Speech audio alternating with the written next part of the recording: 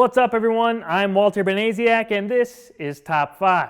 With his newest, Alien Covenant, just days away, director Ridley Scott's work is once again in the spotlight. Last week we commended this celebrated auteur on his long career, but this week we take a look at a few of his films that just don't measure up.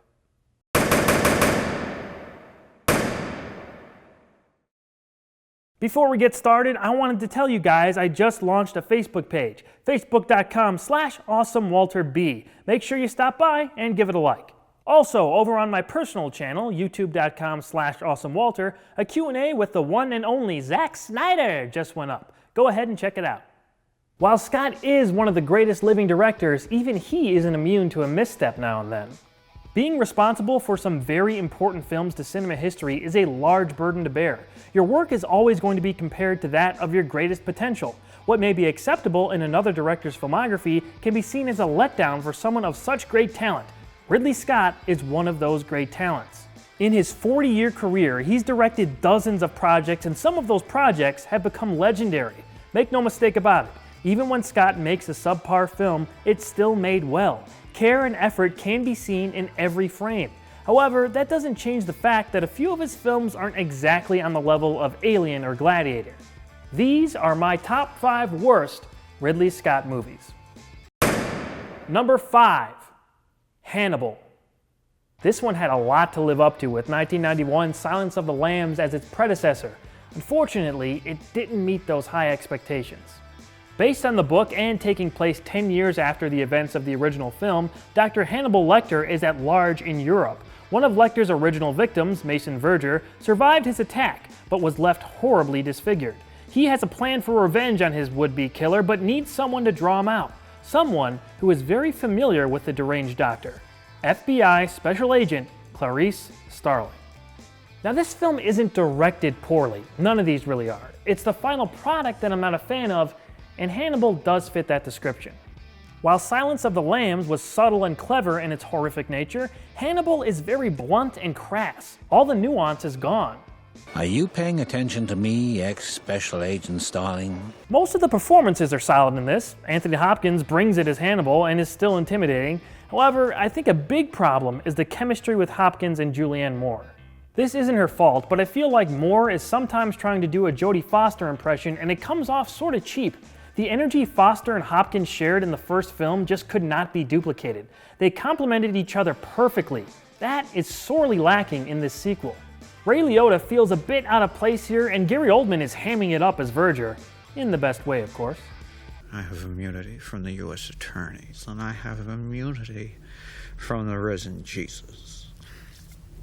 And nobody beats the Riz. In the end, it just couldn't match what Silence of the Lambs did, and while it was obvious they tried here, something about the film left a really bad taste in my mouth. After all, as your mother tells you, my mother certainly told me, it is important, she always used to say, always to try new things. Open up. Maybe that's why. Number 4, Prometheus. This film was kind of a prequel to Alien, and that was the biggest thing going against it for me. Clues to mankind's origins lead an array of corporate-sponsored space voyagers to a planet that may contain the answers they're looking for. Upon arriving, they even discover ruins that might verify their theories. As they dig deeper into what they found, terror begins to spread, and unimaginable horror poisons their once earnest quest. I didn't like this film when I saw it in theaters and was hoping my mind would change after seeing it again a few years later. It didn't. Right from the start of Prometheus, I was just never drawn in. The elements were all there, Scott's amazing visuals and a seemingly interesting mystery surrounding the genesis of humanity, but I could never and still can't get into this movie. One of the reasons may be a lack of interesting characters. I never really connected with anyone. While Elizabeth Shaw was sympathetic enough, she wasn't compelling like Ripley was in Alien. There was just no anchor. It's Christmas, Captain, and I want to open my presents. As I don't really have anything to contribute in the gigantic dead body arena! Big things have small beginnings. But I'm fairly certain your engineers are nothing but scribblings of savages living in dirty little caves. Everyone else is a jerk, greedy, an evil robot, or whatever Guy Pearce was supposed to be. Seriously though, I hated that makeup. I'm assuming they casted Pearce because they were going to do more with a younger version of his character in future movies. But I'm pretty sure everything has changed since then. Instead of following Elizabeth into a sequel like we were supposed to, a new course was set, and now we've arrived at Alien Covenant 5 years later. Maybe some questions will be answered in this new film. Lord knows we just got more questions in this prequel. Was that by design? I'm sure, but I get the feeling a lot of those questions won't ever have a proper payoff now. The only scene that got me hooked for a few minutes was Elizabeth in the med pod. That was great on a few levels. We also get an almost xenomorph at the end to remind us this was an alien film. Prometheus aimed high, and while it's spectacular to look at, it never stuck with me anything like Scott's first attempt in this universe, hoping for better things with Covenant. Besides, they didn't even put Bob in it. The Prometheus and Bob tapes. Number 3. Black Rain. Michael Douglas and Andy Garcia starred in this 1989 action thriller. It's probably the most dated film on this list. In New York, policemen Nick and Charlie witness a murder and capture the killer. It turns out he is a member of the Japanese Yakuza, and the New York cops must escort him back to the land of the rising sun. However, once arriving, they unknowingly hand him off to his fellow mobsters, and the killer is on the loose in his country of origin. Now, Nick and Charlie must track him down in an unfamiliar land with a local police force who are less than willing to help. This is pretty bad, but kind of in a good bad way sometimes. Michael Douglas's character whines and complains his whole way through this movie. He's angry all the time, to the point where it becomes humorous.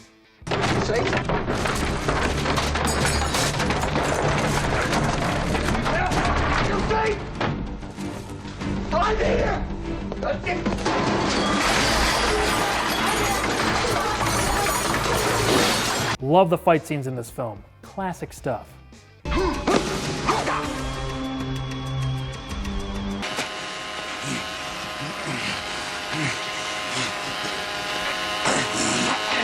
Major spoilers here. Spoilers, okay?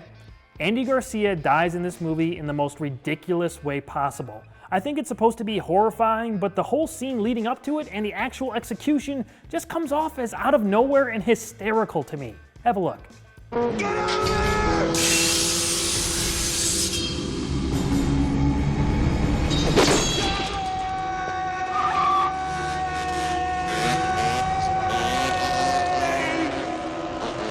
The ADR and a big character towards the end of this film is kung fu movie bad. Or good. You be the judge. You should be somewhere over the Pacific now, Conklin. Do you have any idea who I am? Yeah, I know you are. The biggest sin against this movie is that it ends on the absolute perfect point for a freeze frame and doesn't do it.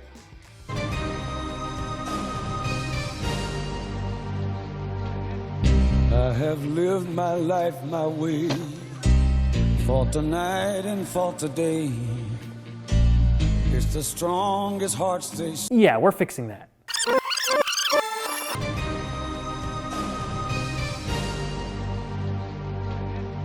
I have lived my life my way, fought tonight and fought today.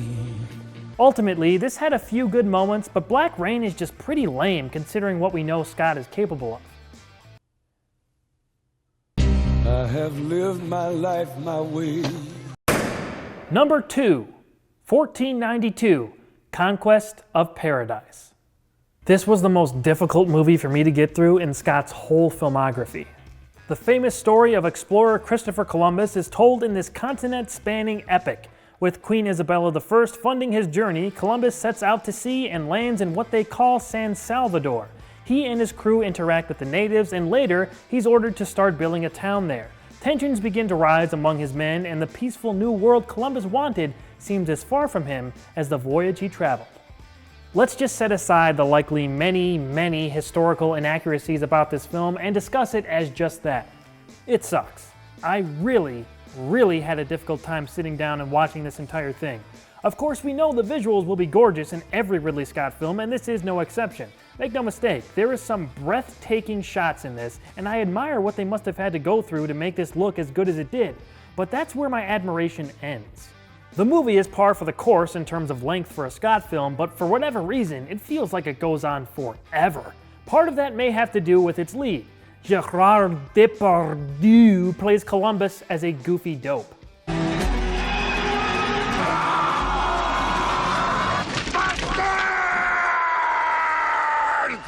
natives are to be converted to our ways, then it will be by persuasion and not by force. Hey, at least we hear this name a few times. Amerigo Vespucci. Amerigo Vespucci. Amerigo Vespucci. Amerigo Vespucci. Love that damn name. The man America is named after has a grande nome italiano. Boredom sets in quickly here. If you want to check it out, I'd say have it on mute while doing something else and occasionally glance at the pretty pictures. Gérard Depardieu. Amerigo Vespucci. Gérard Depardieu. Amerigo Vespucci. And the number one worst Ridley Scott movie is The Counselor. My mind had blocked this movie out so much that I didn't even realize I had seen it before until 15 minutes into rewatching it. The Counselor is a high-level cartel lawyer who gets involved in an ill-advised drug deal. The counselor's friend, Rainer, has a girlfriend who sets them up without their knowledge, and upon learning he's not in the good graces of some bad people, the counselor tries to go off the grid quick with his recent fiancée, Laura. However, things do not go smoothly for him or anyone else who was involved with this botched drug trade. The Counselor is dull, cruel, pretentious, and poorly written. The actors in this are all good actors, but the material makes them come off really bad. The themes are pushed so hard in this one that it feels like you're being preached to for half the movie. Men are attracted to flawed women too, of course, but their illusion is that they can fix them. Women don't want to fix anything, they just want to be entertained. The truth about women is you can do anything to them except bore them. The only thing I barely remembered from this film was the bizarre story about how Cameron Diaz has sex with the windshield of a car. Yeah. Artistic? Hallucinatory. You see a thing like that, it changes you. Michael Fassbender is a great actor. He really is. And the counselor, he's forced into weird conversations and his reactions are unconventional.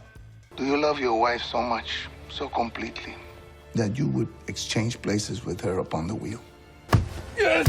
Yes, damn you! If I have time, I think I'll take a small nap. Hey, Natalie Dormer and John Leguizamo are in this movie for a minute, which I really appreciated, so the counselor has that going for it. Cameron Diaz is supposed to be the manipulative mastermind in this thing, by the way. The script has her spew complete nonsense towards the end, but mercifully ends this strange experiment. The hunter has grace, is our faintness of heart that has driven us to the edge of ruin. Nothing is crueler than a coward. And the slaughter to come is probably beyond our imagining. Once again, this is a subjective list, even more so than with the acting performance top fives I do. It's okay to like these movies, except for The Counselor. Ridley Scott isn't quite untouchable, but all his films are made with quality and care. It's something I really respect about him and why I like a lot of his movies so much. I want to hear what you guys think. What is your least favorite Ridley Scott movie? Leave a comment and let me know. For more content like the Zack Snyder Q&A, subscribe to my personal channel, youtube.com/awesomewalter, like my new Facebook page, facebook.com/awesomewalterb, and follow me on Twitter to take part in more polls about what may be covered in the future.